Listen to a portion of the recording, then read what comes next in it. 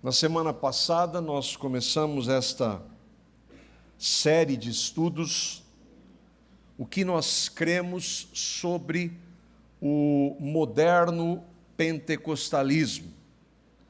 Moderno porque nós falamos e vamos ainda ver um pouco no decorrer dos estudos mais à frente, se o Senhor permitir, é que o pentecostalismo que nós vimos hoje é um movimento que começou no início do século XX, e que por 1900 anos ele não existiu. Tanto que nós estamos fazendo um adendo à confissão que adotamos, a Confissão Batista de Londres de 1689, que foi escrita no século XVII e que sequer trata desse assunto. Por quê? Porque ele não existia na época. Não existia a igreja evangélica pentecostal ou neopentecostal.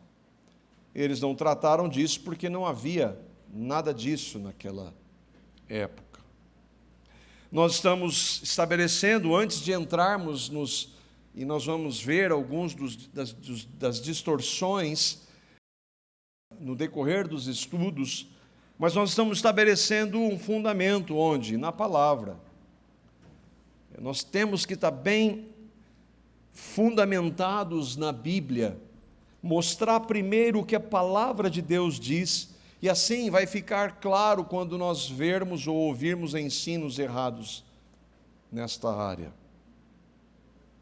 No domingo passado surgiu uma questão difícil, eu queria ler com vocês, antes de nós retomarmos, João capítulo 20, versículos 21 a 23, onde João escreve quando o Senhor Jesus sopra sobre os apóstolos após a ressurreição e diz: recebam o Espírito Santo. E o que ele quis dizer ali? Vamos ler o texto, vamos tentar entender, para reforçar aquilo que nós tratamos. O irmão Heitor fez uma pergunta no domingo passado, e eu trouxe aqui, nós tratamos o que nós tratamos, a resposta não diferencia do que nós vamos ver hoje, mas com um pouco mais de tempo para nós entendermos. O que diz o texto então? Novamente Jesus disse aos apóstolos: paz seja com vocês, assim como o Pai me enviou, eu os envio. E com isso soprou sobre eles e disse: recebam o Espírito Santo. Se perdoarem os pecados de alguém, serão perdoados. Se não os perdoarem, não estarão perdoados. Aqui está falando da ideia da igreja, o que o Senhor liga e desliga por meio da igreja. Mas o ponto é, o que Jesus quis dizer aqui: recebam o Espírito Santo? Significa que eles não tinham o Espírito Santo? E nós estamos estudando João e vimos várias vezes que afirmações que os apóstolos fizeram de verdades da Escritura só poderiam ser ditas e cridas a partir da ação do Espírito Santo. O homem natural, ele não entende as coisas do Espírito. Então, se ele não entende, porque ele está cego pelo diabo, como é que ele pode fazer qualquer afirmação espiritual?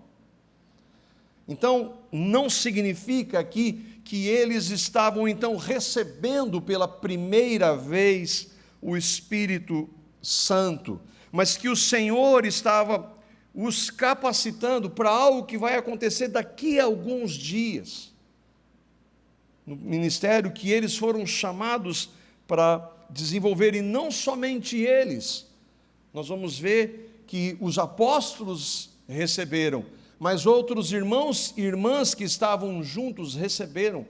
Ali veio então o Espírito Santo, a descida do Espírito Santo, como nós vemos e vamos ver em Atos 2.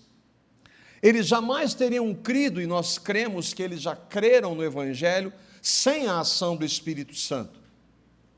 Então não significa que eles não tinham o Espírito Santo. E a interpretação aqui possível é que o que o Senhor está fazendo é uma antecipação desse Espírito, da descida do Espírito, Porque o Senhor Jesus, lembra, quando ele inicia o ministério, o que precisa acontecer para que ele iniciasse o ministério? Quando João Batista está batizando o Senhor, o que acontece naquela hora? O Espírito Santo vem sobre Jesus para capacitá-lo para o ministério.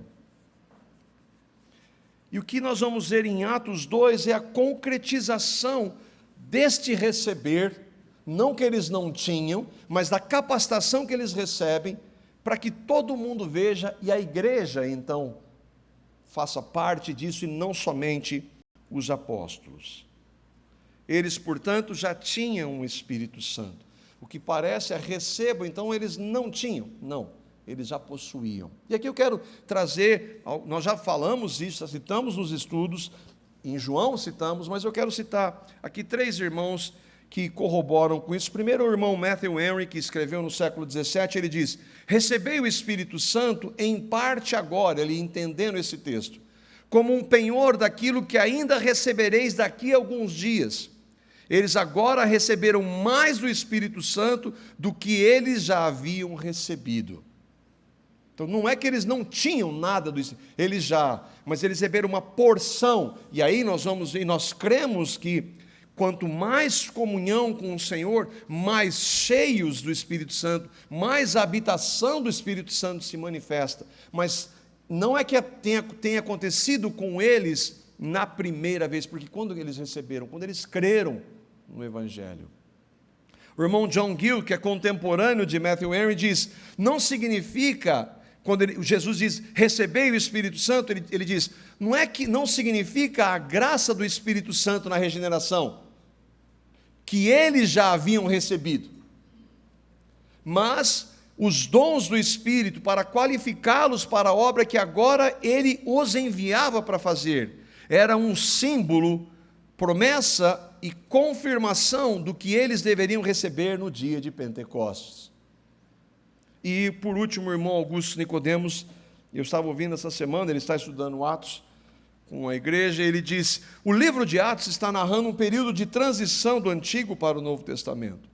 Os apóstolos já eram crentes ao estilo do Antigo Testamento, eles já criam no Messias que viria, e ele vai fazer todo um desenvolvimento para dizer que todos os crentes no Antigo Testamento, nós não sabemos, o que nós sabemos é que agora o Espírito Santo habita plenamente, mas eles só podiam crer, qualquer um daqueles que creram no Evangelho, no Antigo Testamento, só puderam crer pela ação do Espírito Santo. Eles tinham o Espírito Santo. O que aconteceria agora é que eles seriam capacitados com poder e dons espirituais para poder ministrar a palavra de Deus ao mundo. Então, esse é o que nós cremos, essa é a posição que nós entendemos divergente dos pentecostais. Nós vimos o Pentecostes no Antigo Testamento, no domingo passado. O que é o Pentecostes? Era uma das festas que Deus havia ordenado, uma das 3 principais festas. Pentecostes é um nome grego dado para a festa das colheitas, o Shavuot, que era o nome em hebraico, e que é do Pentecostes, de 50, penta, 50 dias depois da saída do povo do Egito. Então, era uma celebração que eles celebravam a lei e eles celebravam a colheita, a bênção de Deus sobre a colheita. Então, esse é o Pentecostes antigo. E eu coloquei aqui o Pentecostes do Novo Testamento, que é o que nós vamos ver agora, porque entre aspas, porque o que acontece nesse dia não é um novo Pentecostes, mas é a vinda do Espírito Santo no dia da celebração judaica do Pentecostes. Daí nós então mostramos e dissemos porque o termo ele não tem relação com a igreja. Ainda que a festa, a celebração do Pentecostes fosse uma sombra de Cristo, apontasse para a realidade em Cristo, nós vimos lá o que acontecia nessa festa, eram feitos o quê? Holocaustos, sacrifícios, que apontavam, o que um sacrifício no Antigo Testamento apontava? Para o sacrifício. Quais animais, um dos principais animais que eram sacrificados no Antigo Testamento era o cordeiro. O que João Batista diz quando vê Jesus? Eis o Cordeiro de Deus. O que o sacrifício do Antigo Testamento apontava? Para perdão de pecados. Ele diz, eis o Cordeiro de Deus que tira o pecado do mundo. Então, ainda que o Pentecostes fosse uma celebração que apontava para Cristo, não temos a relação mais com essa festa, porque nós não somos sequer judeus, e isso foi cumprido em Cristo. Hoje, então, nós vamos ver esta realidade. Deus veio em Cristo, nós vimos isso em João, o Verbo se fez carne. Jesus viveu por 33 anos, 3 anos diariamente com os apóstolos. Ele realizou a sua obra, o que ele veio fazer, a sua morte e ressurreição. Após ressuscitar, ele ficou 40 dias, 10 dias depois acontece a descida do Espírito Santo. Nós vemos a relação da Páscoa, o que era feita a Páscoa? Era a morte de um animal. Aqui não tem coincidência, tudo apontando para Cristo, tudo aquilo era figura de Cristo. Por isso que nós não temos nenhuma celebração do Antigo Testamento agora, porque tudo apontava para a realidade. A realidade veio, eu não preciso mais de sombras. Ainda que alguns, hoje, muitas igrejas pentecostais celebram festas do Antigo Testamento, que não tem mais nenhuma, tem nada a ver. Primeiro que não tem nada a ver que nós não somos judeus, segundo que já foi cumprido em Cristo.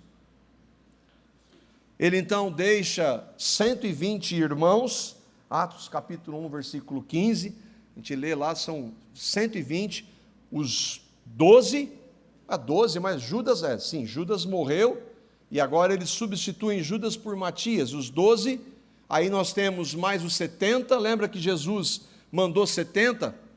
E aí temos Maria, mãe de Jesus, Maria e outros irmãos, 120 irmãos, o texto diz aproximadamente. E aí então acontece esse relato, Jesus falou assim, vocês fiquem aí em Jerusalém, até que do alto vocês sejam revestidos de poder, e o Espírito Santo vai se manifestar. Atos capítulo 2 é o texto que nós vamos ler todo ele agora, Atos 2, de 1 a 18, e depois vamos andar verso a verso, para compreender a passagem. Ao cumprir-se o dia de Pentecostes, estavam todos reunidos no mesmo lugar. De repente veio do céu um som, como de um vento impetuoso, e encheu toda a casa onde estavam assentados. E apareceram, distribuídas entre eles, línguas como de fogo, e pousou uma sobre cada um deles. Todos ficaram cheios do Espírito Santo e passaram a falar em outras línguas, segundo o Espírito lhes concedia que falassem. Ora, estavam habitando em Jerusalém judeus, homens piedosos, vindos de todas as nações debaixo do céu. Quando, pois, se fez ouvir aquela voz, afluiu a multidão, que se possuiu de perplexidade, porquanto cada um os ouvia falar em sua própria língua. Estavam, pois, atônitos e se admiravam, dizendo, vede, não são, porventura, galileus todos esses que estão aí falando? E como os ouvimos falar, cada um em nossa própria língua materna?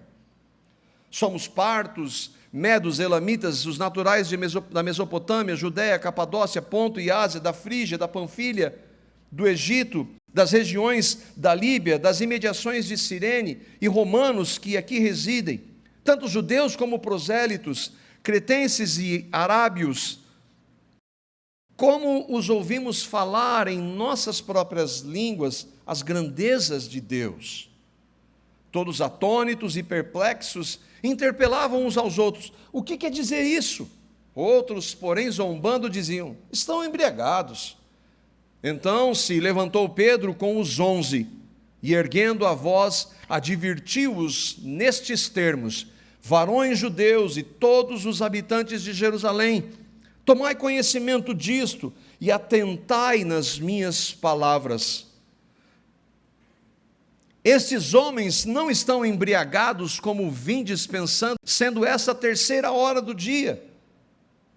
Mas o que ocorre é que o que foi dito por intermédio do profeta Joel, e acontecerá nos últimos dias, diz o Senhor, que derramarei do meu espírito sobre toda a carne, vossos filhos e vossas filhas profetizarão, vossos jovens terão visões, e sonharão vossos velhos. Até sobre os meus servos e sobre as minhas servas derramarei do meu espírito naqueles dias e profetizarão. Aqui é o relato todo, vamos andar verso a verso para compreender o que aconteceu naquele dia. Verso 1 diz: ao cumprir-se o dia de Pentecostes, estavam todos reunidos no mesmo lugar. Lembra, Pentecostes, uma das 3 festas, maiores festas judaicas que aconteciam naquela época. Elas eram simultâneas. A Páscoa, a festa das colheitas, que chamamos de Pentecostes, e a festa dos tabernáculos. Eram festas, então, o povo judeu e os prosélitos. Quem eram os prosélitos? Um judeu ia para Roma, e lá ele falava do Deus do Antigo Testamento. E aquela pessoa cria no Deus do Antigo Testamento, ela era uma pagã, ela se convertia ao judaísmo. Esse é um prosélito. Então, pessoas de vários lugares do mundo, daquele mundo de então, do Império Romano, iam para Jerusalém para participar dessas festas, porque era ordenança. Nós vimos na semana passada que o Senhor diz que venham de todos os lugares. E ali então eles estavam, por causa das dispersões que houve, eles estavam então longe, mas tinha a festa, todos iam para lá. Por quê? Porque havia o templo, era necessário o templo, no templo era feito o sacrifício. Sinagogas foram construídas em vários outros lugares, mas a sinagoga não tinha sacrifício, só tinha sacrifício no templo. Então eles estavam ali. Agora, eu falei da festa. Estavam todos reunidos, todos quem? Os 120. Eles estavam o quê? Esperando a concretização do que o Senhor disse para eles. Fiquem em Jerusalém. Vocês vão falar de mim, mas fiquem em Jerusalém até que o Espírito Santo venha.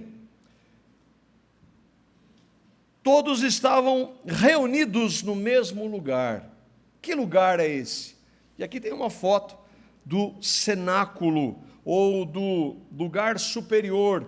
Provavelmente esse é um lugar lá em Jerusalém. Alguns acreditam, ninguém sabe, mas alguns acreditam que eles estavam reunidos em um ambiente como esse. Estavam reunidos esperando o que o Senhor havia prometido. Em João capítulo 20, versos 19, antes da ressurreição, que eles estavam escondidos, com medo. Aqui eles já viram Jesus ressurreto. Eles já viram que, nosso Senhor, Ele ressuscitou dos mortos, então ninguém pode fazer nada contra Ele. Então a gente precisa ter medo. Eles não estão com medo, eles estão agora esperando o que o Senhor ressurreto disse a eles, em obediência. Eles estão esperando. Versículo 2 de Atos 2. De repente, veio do céu um som como de um vento impetuoso e encheu toda a casa onde estavam assentados. Aqueles 120 irmãos e irmãs reunidos. Nós vemos que em Atos 1 que eles estavam em oração, eles estavam sentados, esperando. De repente, o de repente aí é porque é soberano. De repente é porque não tem nada de homem. Hoje existem técnicas, entre aspas, bem grandes, para se produzir avivamento. Não, quem produz avivamento é Deus, quando quer, a hora que Ele quer. O homem pode fazer o maior barulho, pode fazer reunião, culto de libertação, que é uma bobagem. Culto é para Deus. E quem estabelece se vai haver libertação ou não, do que quer que seja, é Deus e não eu. Então, terça-feira tem culto de libertação. E se Deus quiser libertar na quarta, Ele faz ou não? E no domingo? Então, são termos muito usados hoje, que não fazem o menor sentido. De repente é que Deus, eles estão esperando. Quando eles sabem, Jesus disse, daqui 10 dias. Não, eles não sabem quando. Esperem, porque eu vou enviar o Espírito. Jesus disse que enviaria, o Pai disse que enviaria, e Ele vai vir na hora que eu estabelecer. Sobrenaturalmente, soberanamente, do céu, o texto diz. do céu significa que vem de Deus. Um som como de um vento, não um vento. Um som como de um vento. Por que vento? Porque vento, a mesma palavra para vento é a palavra grega para espírito. A palavra vento em grego é a mesma para espírito. E então, o que esse vento mostra? O som do vento mostra que ali o Espírito veio sobre aqueles irmãos e irmãs. Irmãos, nós estamos vendo Deus explicar o que aconteceu. Não é Lucas.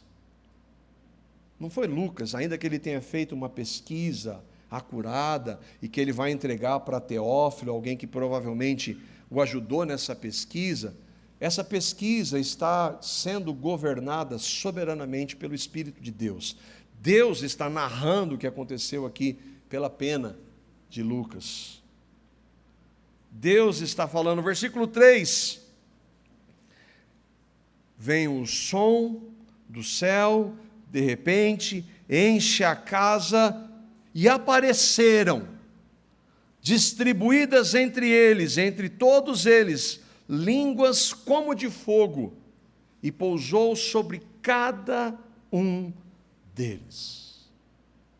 E aqui tem uma imagem, há alguns anos eu fiz esse estudo, gostei muito dessa imagem. Aqui aparecem, não todos, né?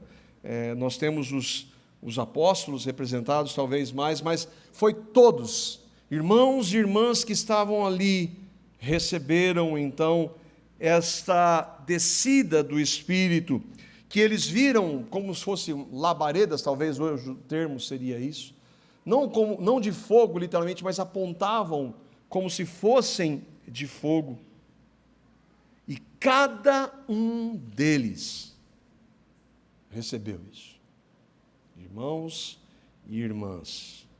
Jesus disse: recebei o Espírito para os apóstolos, primeiramente, e agora ele está falando para toda a igreja, representada ali naqueles 120. Homens e mulheres tinham isso sobre eles. O que é o fogo? Alguns irmãos, e nós estávamos até conversando recentemente, alguns irmãos, quando João diz que o Senhor Jesus, ele batizaria com água, João Batista, e viria aquele que batizaria com o Espírito Santo e com fogo, alguns irmãos vão dizer que o batismo com fogo é condenação. Eu não creio nisso. Apesar de que o texto, depois ele vai falar disso, né? E há irmãos que discordam dessa compreensão. Quando ele fala, ele está falando para vocês, para os discípulos, vai vir sobre vocês o Espírito Santo, o batismo no Espírito com fogo. O que é esse fogo? É essa representação que acontece naquela hora. E o que significa o fogo? Sim, o fogo no Antigo Testamento, no Antigo e no Novo Testamento, ele aponta para duas realidades muito claras: condenação para os ímpios e para os cristãos. O que aponta o fogo, irmãos? Santificação, purificação. Então, é isso que está acontecendo. Aquela imagem ali mostra o Espírito Santo vindo sobre eles. E então, essa figura aponta para a santificação do Espírito que é santo. E aí nós precisamos ter essa compreensão. Manifestação do Espírito Santo, uma pessoa cheia do Espírito Santo, se tem uma evidência, é que ela é santa no andar dela. Não é que ela faz barulho, não é que ela perde o controle, nós vamos ver isso. É que ela é santa. E cheia do Espírito Santo, ela é cheia de santidade. Versículo 4. Todos ficaram cheios do Espírito Santo e passaram a falar em outras línguas. E aqui é fundamental. Segundo o Espírito Santo concedia que falassem. O de repente é soberano. O falar em línguas é soberano. Deus dá para quem Ele quer. É assim. Foi assim naquela época.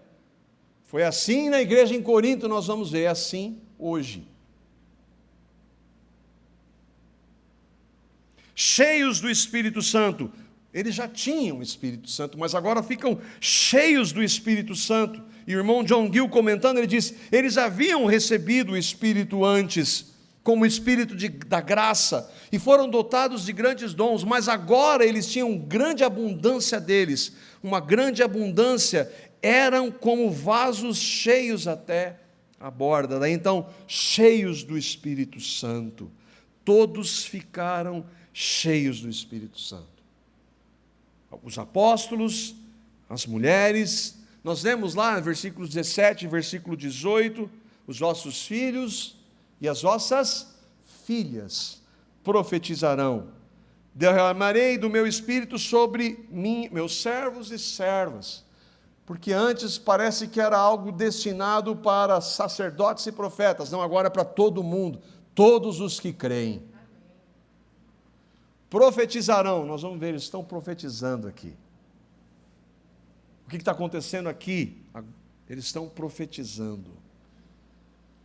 É o texto, na sequência, só ler o texto você vai entender clara e perfeitamente o que ele quer dizer, o que aconteceu ali. Nada ali foi produzido por homens, nada. Não teve ensinar falar em línguas. Não tem, começa a falar de um jeito, vai repetindo, daqui a pouco você fala. Não tem nada disso. É uma ação soberana do Espírito que concede para quem Ele quer. O Espírito lhes concedia. Tudo foi produzido por Deus na pessoa do Espírito Santo. Então eles ficaram cheios do Espírito Santo. Como é uma pessoa cheia do Espírito Santo? Gálatas, capítulo 5, versos 22 a 23. Mas tem gente que vai dizer, não, mas ali o fruto do Espírito, os dons são uma coisa, o fruto do Espírito é outra. Mas uma pessoa cheia do Espírito, que tem os dons do Espírito, ela não está cheia do fruto do Espírito? E aí, para pessoas que se dizem cheias do Espírito, como a gente mede isso? Gálatas, capítulo 5, versos 22 e 23. O fruto do Espírito Santo é amor, alegria, paz, longanimidade, benignidade, bondade, fidelidade, mansidão e domínio próprio. Uma pessoa cheia do Espírito Santo é assim. Não é desequilibrada emocionalmente. Tem domínio. Não é uma pessoa que se irrita com qualquer coisa, não é uma pessoa que murmura. É uma pessoa alegre, independente do que está acontecendo. É uma pessoa que tem paz, independente do que está acontecendo. É uma pessoa cheia de misericórdia, longânimo. É uma pessoa cheia de bondade. É uma pessoa totalmente controlada pelo Espírito. Você vê isso. Cheio do Espírito Santo. Manifesta os dons do Espírito Santo. Mas não tem como ser cheio do Espírito Santo e manifestar o dom e não tem nada do fruto. Tem alguma coisa muito errada aí. O Espírito Santo não muda. Uma pessoa cheia do Espírito Santo em Atos 2 não é diferente de uma pessoa que tem o fruto do Espírito Santo em Gálatas capítulo 5. Versículo 4. Todos ficaram cheios do Espírito Santo, e esse é o ponto, elas começaram a falar, não a gritar. Não perca o propósito. Nós nos maravilhamos com aquilo que foi algo sobrenatural, inexplicável. Mas Deus faz tudo com propósito. As pessoas que estavam ali, que já tinham o Espírito, que foram cheias do Espírito, elas começaram a falar em outras línguas. E a questão é, por que elas falaram em outras línguas? E outra pergunta fundamental, que línguas eram aquelas? Qual a razão disso? Qual a razão de Deus dar para aquelas pessoas falarem em outras línguas? Um porquê? O texto mostra de maneira inequívoca. Versículos 5 a 6, elas começaram a falar em outras línguas. Ora, estavam habitando em Jerusalém judeus piedosos vindos de todas as nações debaixo do céu. Quando pois se fez ouvir aquela voz, afluiu a multidão, que se possuiu de perplexidade, porquanto cada um os ouvia falar na sua própria língua. Alguma dúvida de que línguas eram essas? Não tem a menor possibilidade de interpretar o texto, senão que aquela hora, aqueles homens começaram a falar em outros idiomas, que nunca falaram, que nunca estudaram. O texto diz, estavam habitando ou estavam morando em Jerusalém, estavam pessoas ali que passaram, lembra as festas? Eles estavam por alguns dias lá em Jerusalém. Homens piedosos, lembra? Judeus e prosélitos. Piedosos eram tementes a Deus, não que creram no Evangelho, mas que tinham temor a Deus, que é princípio da sabedoria. E aí então, a razão das línguas, esses homens tinham vindo de onde? De todas as nações debaixo do céu, de todos os lugares, debaixo do Império Romano, do governo romano, vários países.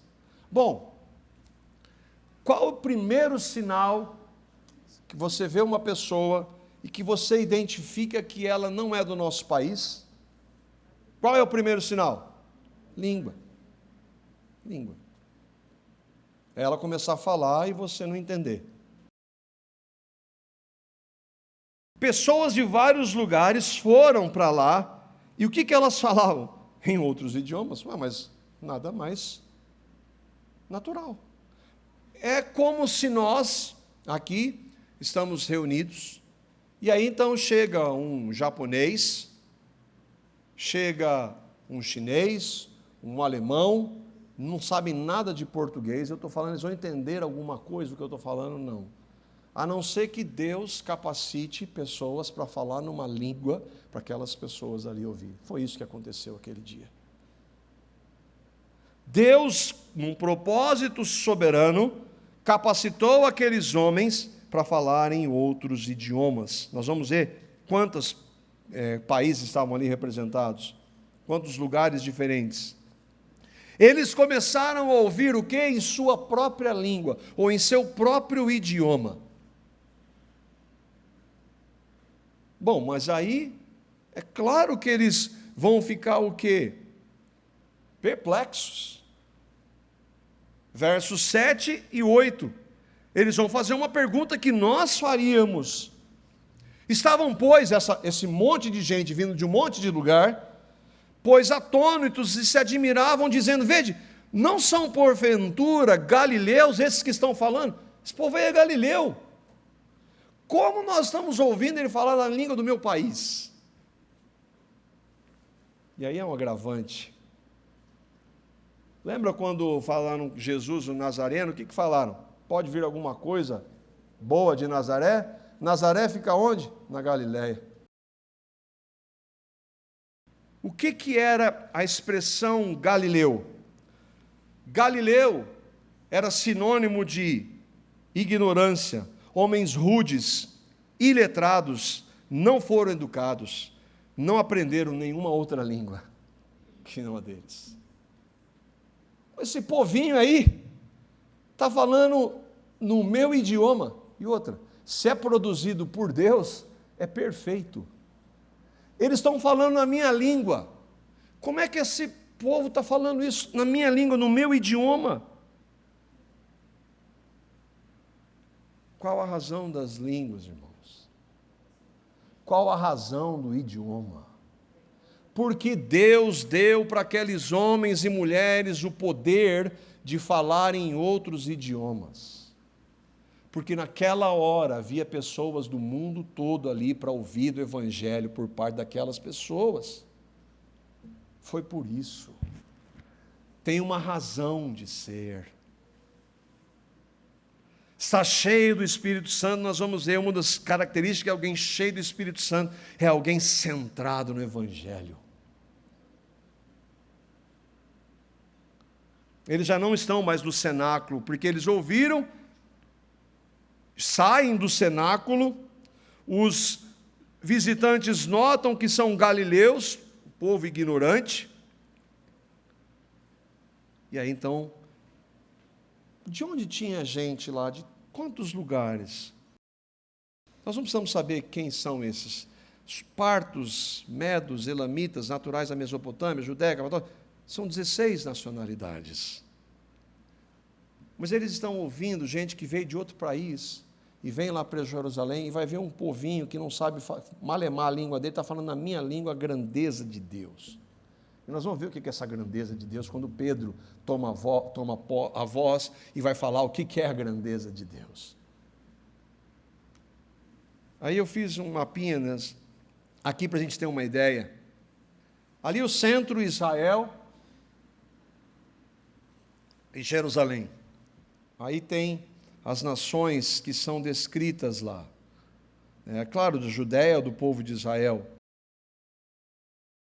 Dá para entender de onde vem gente. Você consegue ver a Europa, você consegue ver a África. Vários lugares daquele mundo que era dominado então pelo Império Romano. De vários países. E que vão para Jerusalém. O dom de línguas em Pentecostes, o irmão Albert Muller comenta, e a lista de nações presentes para testemunhar o acontecimento enfatizam a abrangência da nova aliança. Havia um propósito, falar do Evangelho para o mundo inteiro. Por que é uma transição, irmãos? Porque no Antigo Testamento Deus tinha um povo, não era? Agora, com o Evangelho, rompeu-se a barreira entre gentios e judeus. Não existe mais judeu, não é especial, ele nunca foi especial. Agora, todos aqueles que creem em Cristo, não importa de onde venham. E foi isso que aconteceu naquela hora. Deus um dia, lembra? Separou o mundo. Lembra quando o mundo de então queria chegar até Deus sozinho? O que ele fez? Separou. Em Babel as línguas. Pois é, mas agora ele está trazendo pessoas de várias línguas para falar de Cristo, do Evangelho. E não é por coincidência que estão ali os 70. O que os 70 fizeram antes? Pregaram. O que eles vão fazer agora? Eles vão voltar para esses lugares para pregar o Evangelho. Foi isso que Deus fez naquela hora. Nunca mais acontece, não acontece outro Pentecostes nesse sentido. Já veio uma vez o Espírito Santo. O que nós podemos e devemos é estar cheios dele, para que ele nos capacite a falar do que ele fez aqui, quando ele veio sobre aqueles homens e mulheres. Versos 12 e 13. Todos atônitos e perplexos interpelavam uns aos outros. O que quer dizer isso? Aí alguns, esse povo está bêbado. Os dele, os eleitos, são incomodados. Ouvem o Evangelho, ouvem Deus falar, o temor a Deus já é o princípio. Mas o que é isso aí? O que está acontecendo? Aquele que não quer, rejeita. Os que querem, o que quer dizer isso? Os outros zombam. Começou, irmãos, é novo isso? Não? Sempre foi assim. Às vezes você fala o Evangelho para uma pessoa, ela tem uma sede. Às vezes você fala para outra, ela não está nem aí. Faz a menor diferença, não entende nada. Por quê? Porque o primeiro é mais capacitado? Não, é porque Deus, em sua soberania e graça, amor e misericórdia, revelou. Se eu e vocês temos um interesse, hoje a gente pergunta, o que é isso? foi porque Deus fez isso. Pedro então vai explicar. O que está acontecendo? Pedro vai se levantar e vai dizer o que está acontecendo. Por que está acontecendo aquilo ali? Esse é o Pedro, que algum tempo atrás, o que ele fez? Negou Jesus. Agora não está nem um pouco preocupado com o que vai acontecer. Por que ele estava com medo dos judeus? Mas agora ele se levanta, uma Jerusalém com centenas de milhares de pessoas e com dezenas de milhares de pessoas vindo de tudo quanto é lugar do mundo. Ele vai falar qual é o objetivo do Espírito Santo ter feito aquilo naquela hora. Então se levantou Pedro com os 11 e, erguendo a voz, advertiu-os nesses termos, esses que perguntaram: o que está acontecendo? Varões judeus e todos os habitantes de Jerusalém, tomai conhecimento disto e atentai nas minhas palavras. Estes homens não estão embriagados, como vindes pensando, sendo essa terceira hora do dia, dentro da divisão judaica, 9 horas da manhã. Mas o que ocorre é que foi dito por intermédio do profeta Joel. Vocês sabem, o profeta Joel, um dos profetas que Deus mandou para tratar com a gente, com o nosso povo. E acontecerá nos últimos dias. Quando que começaram os últimos dias, irmãos? Quando Cristo veio, a primeira vez. E até Ele voltar, nós estamos vivendo nos últimos dias. Então ali começam os últimos dias. Diz o Senhor: eu derramarei do meu espírito sobre toda a carne. Vossos filhos e vossas filhas profetizarão. O que está acontecendo ali naquela hora? Eles estão falando das maravilhas de Deus, eles estão profetizando. Não é coisa da cabeça deles, eles têm uma mensagem para falar, é o Evangelho. Vossos jovens terão visões e sonharão vossos velhos, até sobre os meus servos e sobre as minhas servas derramarei do meu espírito naqueles dias e profetizarão. Profetizar, o que é? Falar a palavra de Deus. Profetizar é falar a palavra de Deus.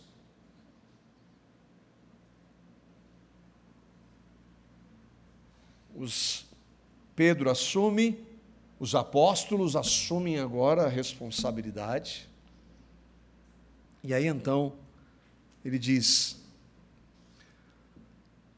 varões israelitas, atentai a essas palavras. Verso 22. Jesus, o Nazareno. O que está acontecendo? Jesus é o objetivo. O Nazareno, varão aprovado por Deus diante de vós com milagres, prodígios e sinais, os quais o próprio Deus realizou por intermédio dele entre vós, como vós mesmos sabeis. Sendo Jesus entregue pelo determinado desígnio e presciência de Deus, Deus entregou o Filho dele para morrer na cruz. Não foi um plano que não deu certo, foi Deus que fez. Vós o matastes, aquele homem que estava morrendo de medo há pouco, com medo de mulher, falando que ele era discípulo de Jesus, agora está falando: vocês mataram Jesus. Parece que alguma coisa aconteceu, né? Crucificando-o por mão de iníquos religiosos, líderes romanos, ao qual vocês o crucificaram, mas ele, porém, Deus ressuscitou, rompendo os grilhões da morte, porque não era possível que ele fosse retido por ela. E aí então ele vai dizer o propósito para aqueles homens. O que tem que acontecer? Versículo 38, arrependei-vos, e cada um de vós seja batizado em nome de Jesus Cristo para a remissão dos vossos pecados, e recebereis o dom do Espírito Santo. O que está acontecendo aqui é para que vocês se arrependam e creiam em Cristo. As maravilhas de Deus é que Deus fez em Cristo. Uma pessoa cheia do Espírito Santo anuncia o Evangelho. Alguma dúvida do que aconteceu ali, irmãos? Qualquer pessoa lê esse texto, pode até não crer, mas vai entender aquilo. vai entender o que aconteceu ali. O que nós podemos aplicar, irmãos? Primeiro é que é inegável que as línguas dadas pelo Espírito Santo eram idiomas humanos.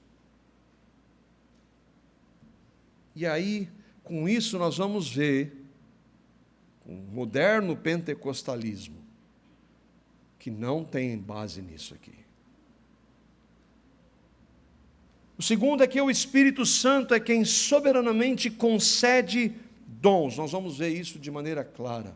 O Espírito dá os dons para quem Ele quer, conforme o propósito dele para a edificação da igreja.